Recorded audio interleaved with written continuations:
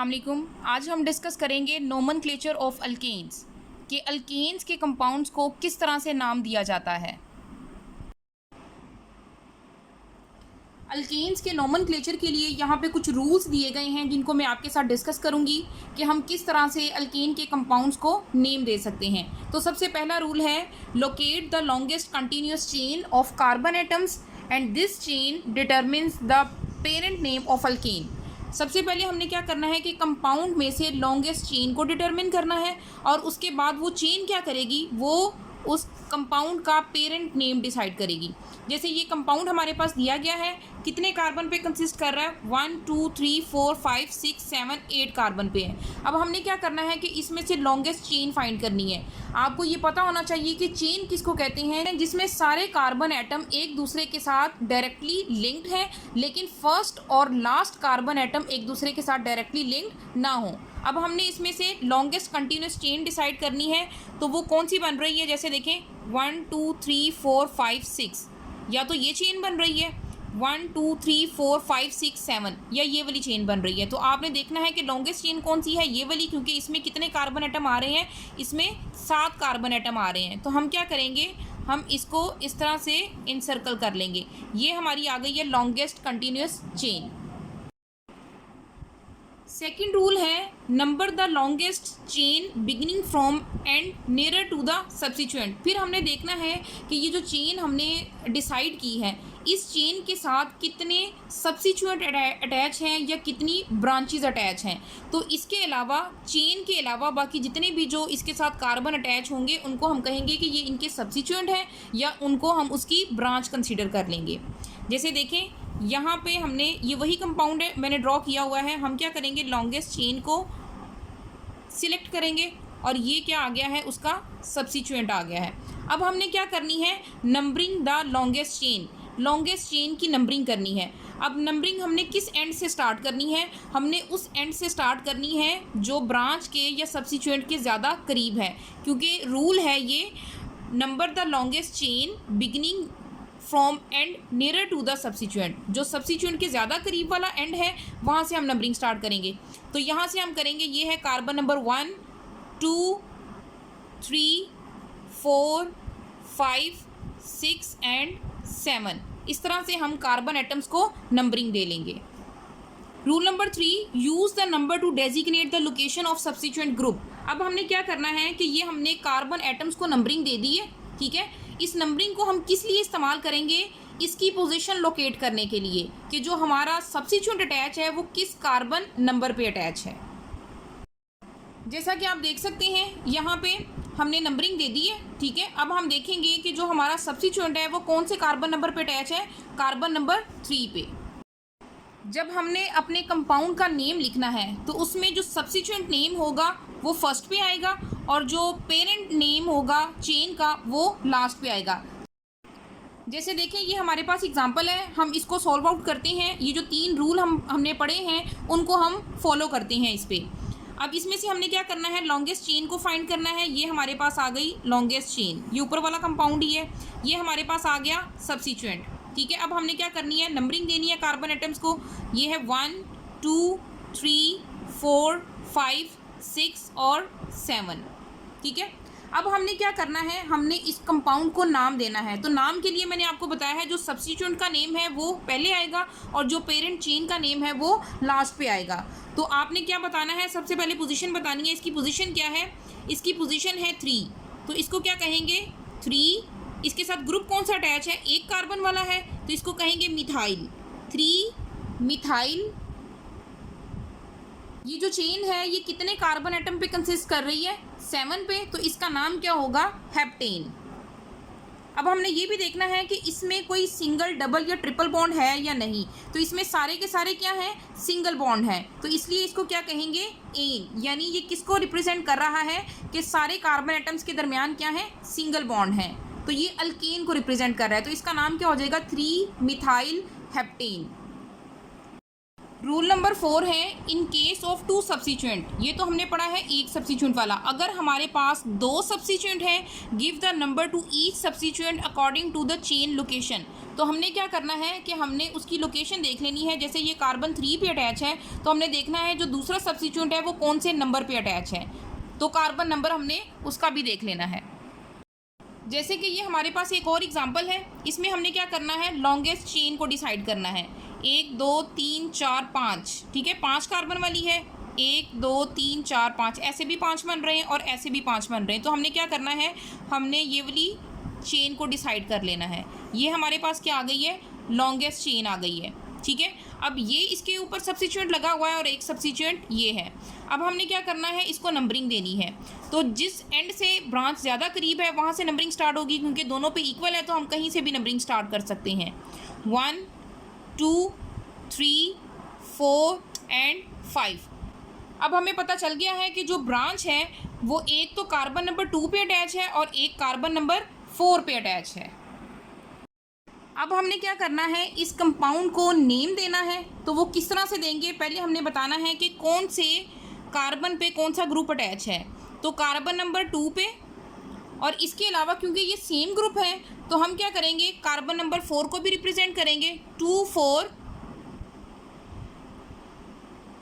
दो same group हैं तो इसको कहेंगे डाई मिथाइल। अगर डिफरेंट ग्रुप होंगे तो हम क्या करेंगे, अल्फ़ाबेटिकली उनको नेमिंग देंगे। उसकी एग्जांपल भी मैं डिस्कस करूंगी, क्योंकि ये दोनों ही मिथाइल ग्रुप हैं, दोनों सेम हैं। तो हम क्या करेंगे, दोनों की पोजीशन को बताने के बाद आपने बताना है कि ये 2 हैं तो डाई आएगा, 3 है तो ट्राई आएगा, 4 है तो टेट्रा आएगा, और साथ में आपने ग्रुप का नाम लिख देना है। जैसे मैंने लिखा है 2 4 डाई मिथाइल। और अब हम बात करेंगे लॉन्गेस्ट चेन की। लॉन्गेस्ट चेन कितने कार्बन पे कंसिस्ट कर रही है, ये 5 कार्बन पे कंसिस्ट कर रही है और सब में सिंगल बॉन्ड है, तो इसको कहेंगे पेंटेन। तो इस कंपाउंड का नेम हो जाएगा 2 4 di methyl pentane. Next rule is if the two substituent at the same carbon use the number twice and should be listed alphabetically. अगर तो जो सब्स्टिट्यूएंट या ब्रांच है वो सेम कार्बन पे अटैच हैं, दो सब्स्टिट्यूएंट सेम कार्बन पे अटैच हैं, तो हम क्या करेंगे, उस नंबर को 2 बार यूज़ करेंगे और अल्फ़ाबेटिकली उनको लिखेंगे। जैसे ये हमारे पास कंपाउंड है, इसमें हमने क्या करना है, लॉन्गेस्ट चेन को डिटरमिन करना है। पहला रूल हर जगह पे यही फॉलो होगा। ये हमने लॉन्गेस्ट चेन डिटरमिन कर ली है और ये हमारे पास क्या आ गई हैं, दोनों ब्रांचेज आ गई हैं, ठीक है, या सब्स्टिट्यूएंट आ गए हैं। अब हमने क्या करनी है, इनको नंबरिंग देनी है। तो नंबरिंग हम कहाँ से स्टार्ट करेंगे, जो ज़्यादा करीब है सब्स्टिट्यूएंट के। तो यहाँ पे 3 है, यहाँ पे 2 हैं, तो ये ज़्यादा करीब है। 1 2 3 4 5 और 6, यानी 6 कार्बन वाली ये चेन है। अब इसमें एक ब्रांच ये है और एक ये है। अब हमने क्या करना है, इसका नेम देना है। तो किस तरह से देंगे, तीसरे नंबर पे, तीसरे कार्बन पे यहाँ पे सब्स्टिट्यूएंट अटैच है तो हम क्या करेंगे 3, दूसरी ब्रांच भी तीसरे पे है 3 3, कितने कार्बन अटैच हैं, यानी कितनी सब्स्टिट्यूएंट अटैच हैं, 2, और दोनों ही सेम है, तो इसको कहेंगे डाई मिथाइल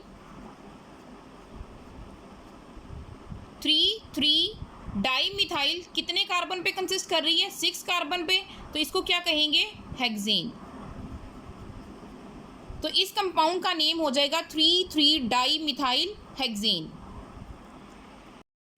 अगर यहाँ पे हमारे पास एक मिथाइल ग्रुप अटैच है और दूसरा मिथाइल की जगह पे इथाइल ग्रुप होता, तो हमने क्या करना था कि कार्बन नंबर तो हमने लिखने थे लेकिन इनको अल्फ़ाबेटिकली कर देना था। यानी जो इथाइल वाला ग्रुप है वो ई है तो वो अल्फ़ाबेटिकली पहले आता है, तो पहले आएगा इथाइल और उसके बाद कार्बन नंबर लिख के आना था मिथाइल और साथ में पेरेंट चेन। नेक्स्ट रूल है व्हेन 2 और मोर सब्स्टिट्यूएंट आर आइडेंटिकल। जब 2 या 2 से ज़्यादा सब्स्टिट्यूएंट एक जैसे हैं, use prefixes di tri tetra and so on. तो हम क्या करेंगे, उनके साथ ये प्रीफिक्सेस यूज़ करेंगे, डाई ट्राई और टेट्रा। जैसे ये एग्जांपल हमने पहले भी डिस्कस कर ली है। इसमें हमारे पास लॉन्गेस्ट चेन ये है, ठीक है। इस लॉन्गेस्ट चेन को हमने क्या करना है, अब ये हमारे पास सब्स्टिट्यूएंट है, नंबरिंग देनी है 1 2 3 4। ये 4 कार्बन वाली है तो 4 कार्बन वाली का नेम क्या होगा, 4 कार्बन वाली का नेम होगा ब्यूटेन। तो ये मैंने पेरेंट चेन का नेम लिख लिया है। अब हम क्या करेंगे, हमने देखना है कि यहाँ पे जो ब्रांच है वो कौन सी है और कौन से कार्बन नंबर पे अटैच है। तो यहाँ पे 2 मिथाइल ग्रुप हैं और ये कार्बन नंबर 2 और कार्बन नंबर 3 पे अटैच हैं। तो हम यहाँ पे करेंगे 2 3, कितने हैं, डाई, क्योंकि सेम है, साथ में लिखेंगे मिथाइल। तो इसका नेम बन जाएगा 2,3 डाई मिथाइल ब्यूटेन। ये हम तब करेंगे जब हमारे पास आइडेंटिकल सब्स्टिट्यूएंट हैं, यानी दोनों ही मिथाइल ग्रुप हैं या दोनों ही इथाइल ग्रुप हैं, तब हम लिखेंगे डाई, ट्राई या tetra. Next rule is when 2 chains are equal length, जब 2 चेन्स बन रही हैं कंपाउंड में और दोनों की लेंथ इक्वल है, तो हमने कौन सी वाली चेन को सिलेक्ट करना है, choose the chain with more substituent. तो ऐसी चेन हम सिलेक्ट करेंगे जिसमें सब्स्टिट्यूएंट ज़्यादा आ रहे हैं, ज़्यादा ब्रांचेज होंगी। जैसे कि ये एग्जांपल है हमारे पास, ये कंपाउंड है, कंपाउंड में हमने क्या करना है, लॉन्गेस्ट चेन को डिटरमिन करना है। 1 2 3 4 5 6 7, 1 2 3 4 5 6 7।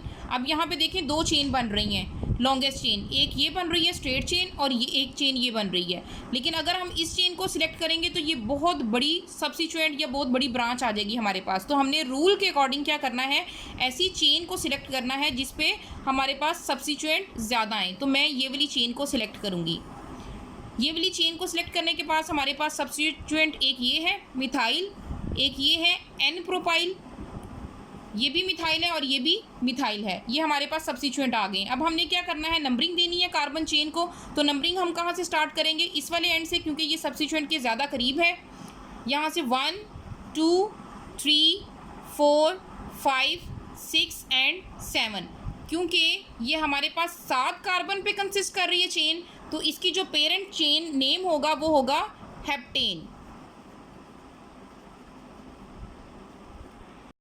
अब हमने क्या करना है, हमने इसकी ब्रांचेस को देखना है कि इसके पास जो ब्रांचेस या सब्स्टिट्यूएंट अटैच हैं वो कौन कौन से कार्बन नंबर पे हैं। अब इसमें एक तो हमारे पास है प्रोपाइल और एक है हमारे पास मिथाइल, यानी 2 तरह के ग्रुप अटैच हैं। हमने इनको अल्फ़ाबेटिकली यहाँ पे लिखना है। तो पहले आएगा मिथाइल ग्रुप और उसके बाद आएगा प्रोपाइल ग्रुप अल्फ़ाबेटिकली। तो यहाँ पे कितने मिथाइल ग्रुप अटैच हैं, 1 2 3। तो हम लिखेंगे कार्बन नंबर 2, कार्बन नंबर 3 और कार्बन नंबर 5 पे कितने मिथाइल ग्रुप अटैच हैं, ट्राई मिथाइल।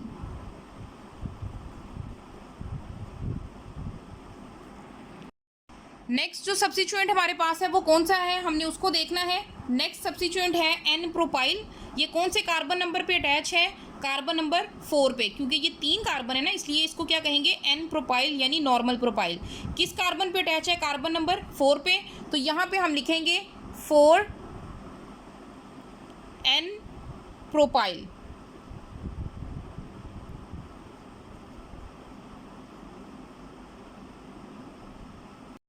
तो फाइनली ये जो कंपाउंड है हमारे पास, इसका नाम क्या होगा, 2 3 5 tri methyl 4 n propyl heptane.